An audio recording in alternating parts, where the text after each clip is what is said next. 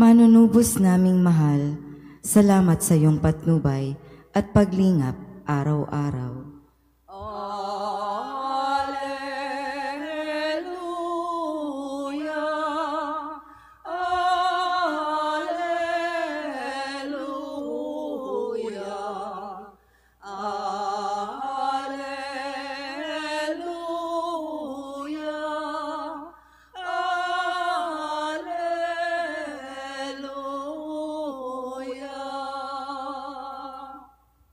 Sumainyo ang Panginoon. At sumaiyo rin. Ang mabuting balita ng Panginoon ayon kay San Mateo. Papuri sa iyo, Panginoon.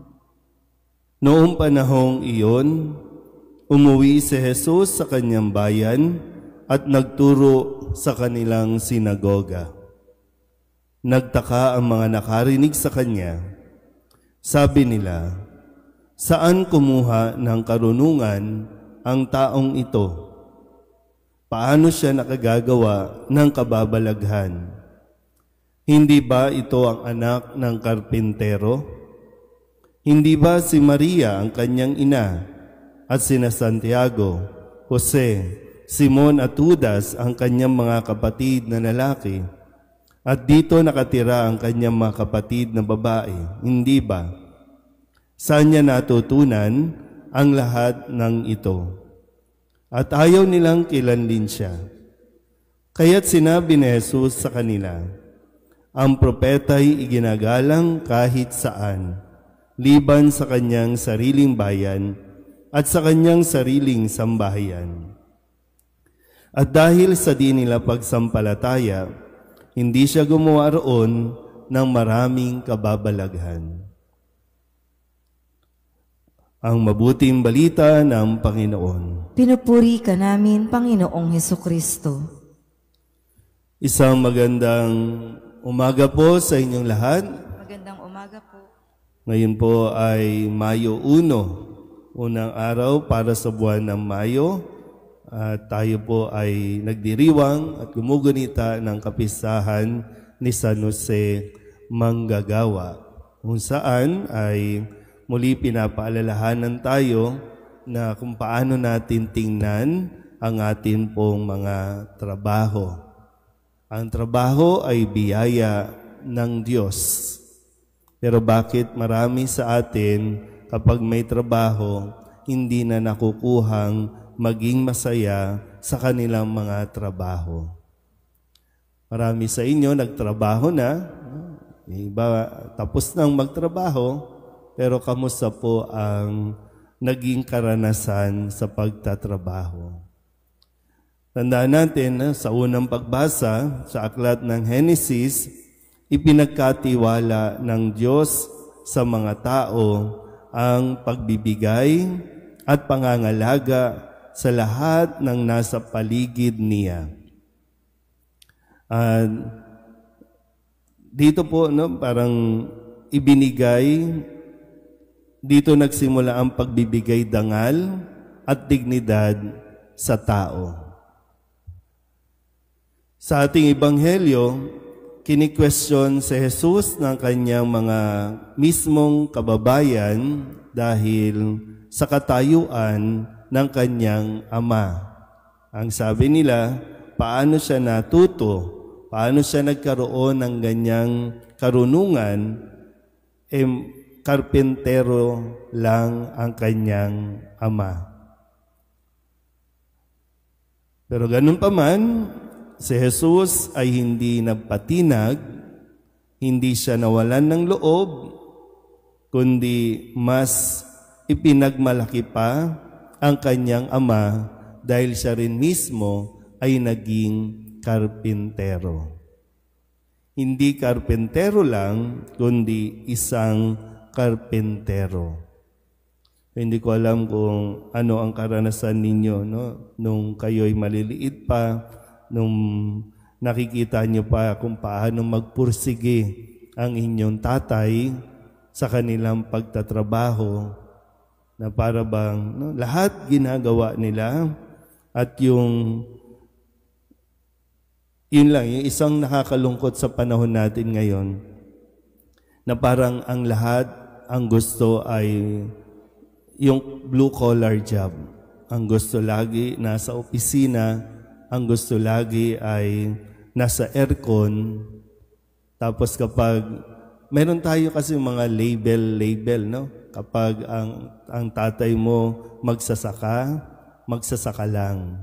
Ang tatay mo ay vendor lang. Ang tatay mo ay jeepney driver lang. Pero kapag ang tatay mo nasa opisina, wow, nasa opisina. Pero pag tinignan mo naman, di ba? Minsan pag may nakakausap ako, no? Mas malaki pa ang sweldo ng mga Grab driver, Lalamove driver, kaysa mga nasa opisina na 8 oras nakaupo o nakababad sa isang upuan lang. Nakikita niyo po, yung mentality natin, yung disposition natin, pag driver ka, Lalamove driver ka, o kung ano man, parang mababa ang tingin. At naaapektuhan din tayo dyan, kapag nagtitinda ka lang, naaapektuhan tayo, ay, tindero lang siya. Pero hindi mo nakikita na minsan, hawak mo oras mo, mas marami kang oras sa pamilya, kontrolado mo, maliban, kumpara sa kailangan bago mag 8 o'clock, naka-time in ka, at dapat pagkatapos ng 5 p.m., doon ka palang magta-time out. Tapos gagastos ka ng pagkain. No? Kukuha niyo po ba? Kasi po, no, isa sa karanasan ko po, bago ako pumasok ng seminaryo, naging waiter po ako. Naging housekeeper ako. Nung nagtatrabaho, sabi ko, mas malaki ang sahod ng housekeeper kaysa nasa opisina ng hotel. Kasi bago ka umuwi, may mga tip. Di ba? So sabi ko, nung nakagraduate ako, mas gusto ko na sa housekeeper o sa housekeeping kaysa sa doon sa harapan, no? Sa concert, sa ano. Kasi yung pressure. So na-realize ko na yung utak natin, yung pag-iisip natin, yun ang magbibigay sa atin ng dangal. Yun ang magbibigay sa atin ng dignidad. Na dapat sa iyo mismo nanggagaling yung dignidad. Ano kung ito ang tingin nila? Basta sa akin, marangal ito. Basta para sa akin, wala akong niloloko, wala akong ninanakaw. Basta para sa akin, ginagawa ko ang lahat ng dapat kong ibigay. Na hindi dapat kainggitan. Kung dentista ka, bakit hindi? Yun ang binigay sa iyo ng Diyos. Di, pagyamanin mo. Kung ano man ang estado ng ating trabaho, ang kailangan lang naman talaga natin, no? Yung makita natin yung halaga natin. Dahil lahat mahalaga. Lahat may halaga.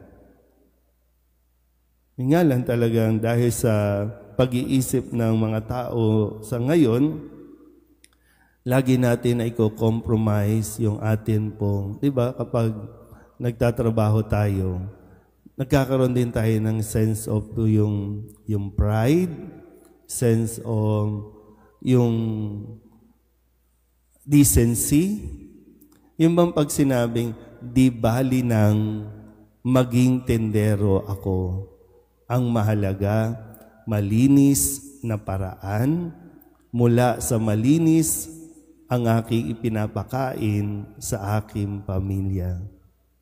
At yung, alam niyo po, no, bakit kayo nagtagumpay?